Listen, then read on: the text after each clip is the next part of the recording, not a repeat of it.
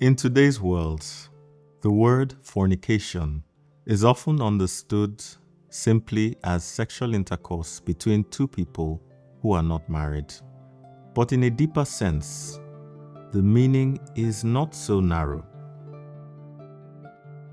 Fornication, more truly understood, refers to sexual conduct that lacks the dignity, responsibility, and integrity worthy of a human being. It is the expression of lustful or perverse conduct, usually driven merely by the satisfaction of bodily instinct, but without genuine love, care, or consideration for the other person. The word itself comes from the Greek word porneia, which points to sexual immorality. And when we speak of immorality, we should not think only of sexual misconduct.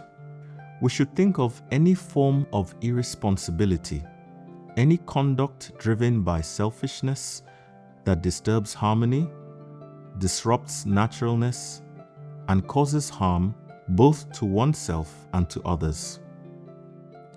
For a very long time, we human beings have not truly understood the sexual instinct well enough to place it properly within the order of earth life as something natural, purposeful, and lawful.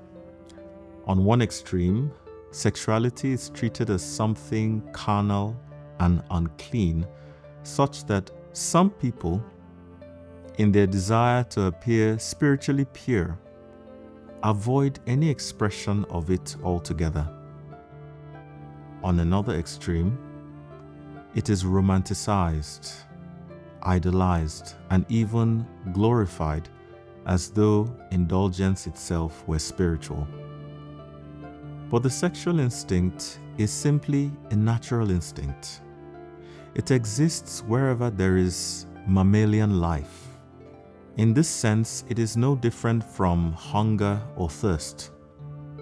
It is part of the natural experience of inhabiting a physical body. Yet, we as human beings are not merely the body that we wear. We are spirit beings clothed in physical form.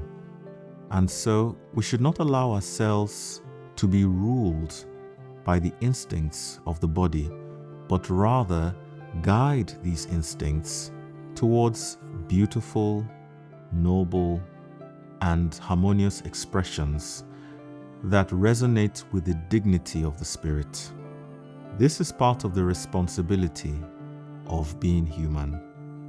Whenever we fail to give beautiful and noble expression to earth life, regardless of the form that failure takes, we fall short of what a true human being should strive to be. It is often said that to err is human, but this statement is troubling because it quietly excuses irresponsibility. Responsibility is inseparable from true humanity. To be responsible is part of what it means to be human.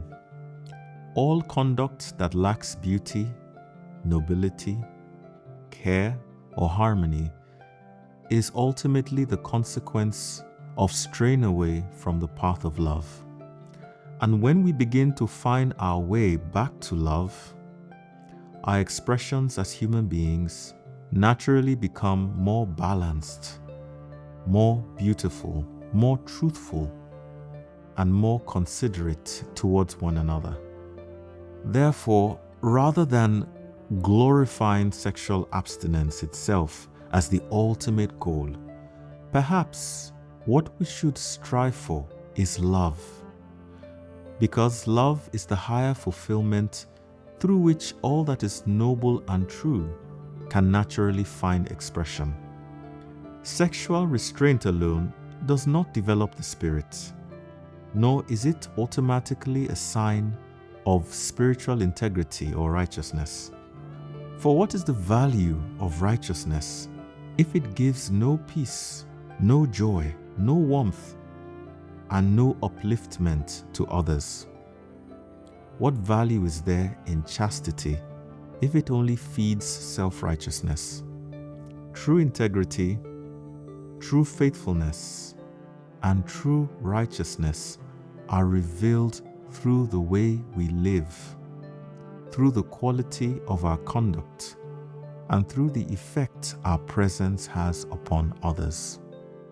And wherever love truly permeates a human being, the expressions of that life will naturally bring beauty, peace, upliftment, and harmony into the world around them.